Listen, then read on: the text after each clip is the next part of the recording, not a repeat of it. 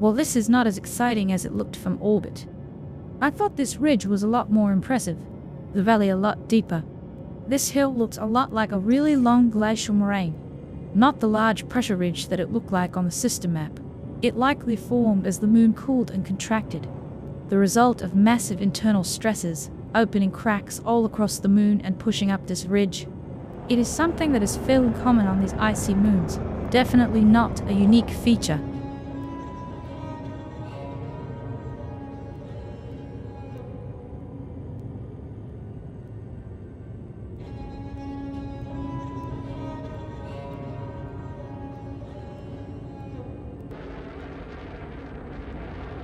Now let's have a closer look at the canyon I flew over on descent.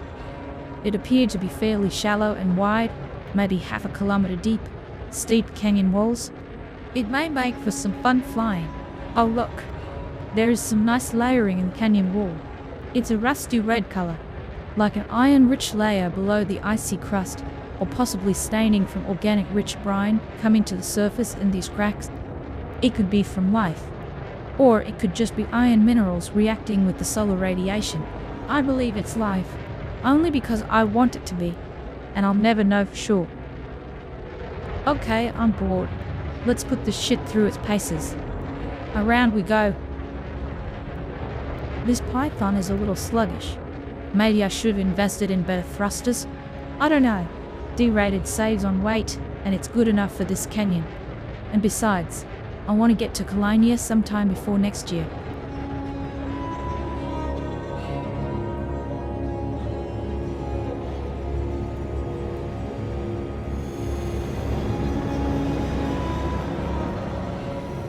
Despite this barren moon not being very impressive, you can skim the canyon walls to make it a little more exciting. I just can't help it. I don't care if it is dangerous. I need the excitement. There is just so much that's the same. So many systems that have nothing to offer. I have to search hard to find anything exciting or unusual.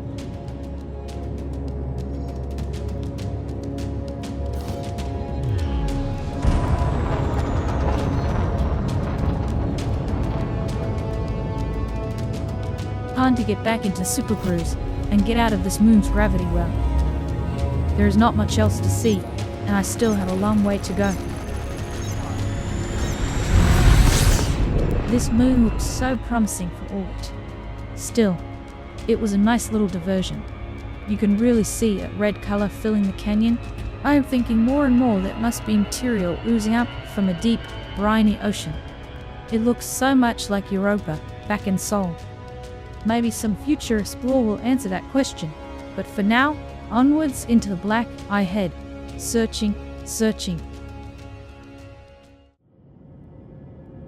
I ran my usual system scan and this ringed moon caught my attention, so I headed up there for a closer look. I now find myself in the middle of a really cool asteroid belt, dodging rocks for the fun of it. I love flying through the rings of planets. I get such a thrill. It is so fun to just weave in and out of these large rocks, accelerating between the larger chunks. What a rush.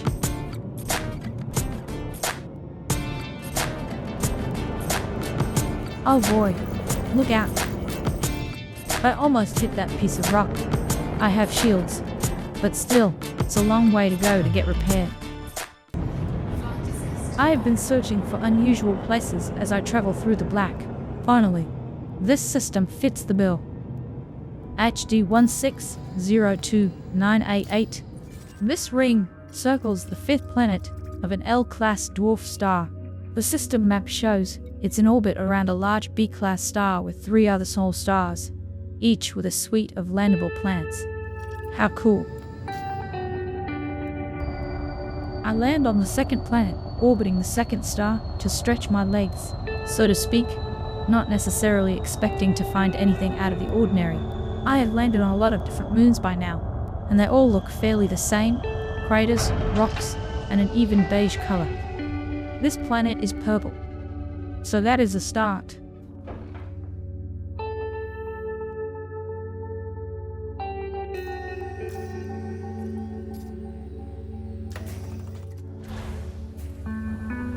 Let's get down on the surface and see what this weird purple planet has in store for me.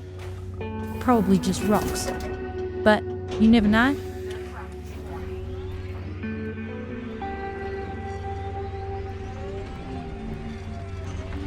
There is something on the radar up ahead. What is that?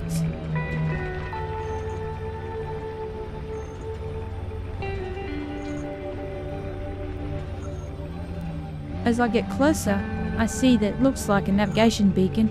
It must have crashed way out here in the middle of nowhere. Weird. Was this some failed attempt at setting up a settlement here? Or, more likely, a waypoint on the road to Colonia?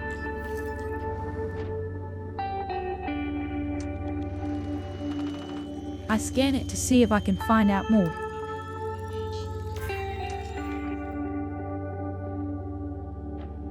I get an alert indicating that all telemetry links are established and an intel package was created, and then the beacon goes inactive.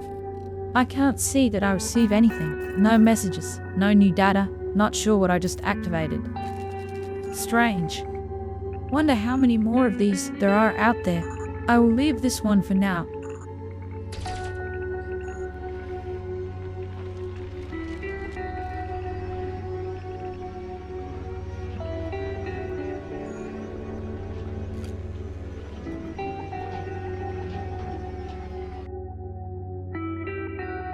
I stop at more moons. Searching for what? I'm not sure. I think I may just be bored of all the jumping. I want to find more unusual sights. But I haven't found anything else unusual since I came across that crashed beacon. I am finding a lot of minerals. Not entirely sure what to do with them all yet. I know I can refuel my SRV on the surface with some of them. I discovered it today. But as for the rest, I will have to do some more research to find out what they are used for. They are filling my material bay in my cargo hold. Then arriving back at my ship after dark, and I get treated to a great shot of the disk of the Milky Way cutting the sky in two. This is what I'm out here to find. The unexpected, the unusual, the amazing.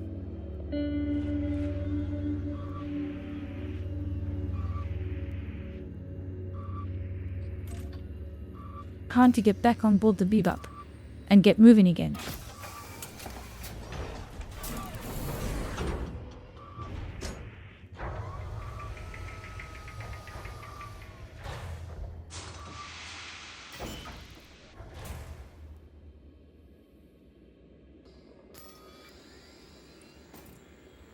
Well, look at that. I got credit vouchers for the intel package from that probe. Who knows if I will ever make it back to the bubble to cash those in. The next stop is V970 Scorpii, or better known as the Stellar Votide. This is a giant V-type star, 5 times larger than Sol. Definitely not the biggest star in the galaxy, or even close to Betelgeuse, but it should still be an impressive star to visit, and it's on the way to Hillary Depot. The star's size is not the reason why it got its silly nickname, or why I am heading to see it. Apparently, there is a neutron star that orbits so close to the star that when viewed from a distance, the main star looks like it's wearing a bow tie. I have seen broadcasts of this stellar gem by other commanders, and I just had to see it with my own eyes. Let's get out of this moon's gravity well, and get on my way. This next destination is kind of exciting. I can't wait to see it. With it just over 490 light years away, or about 16 more jumps, I should be there in no time.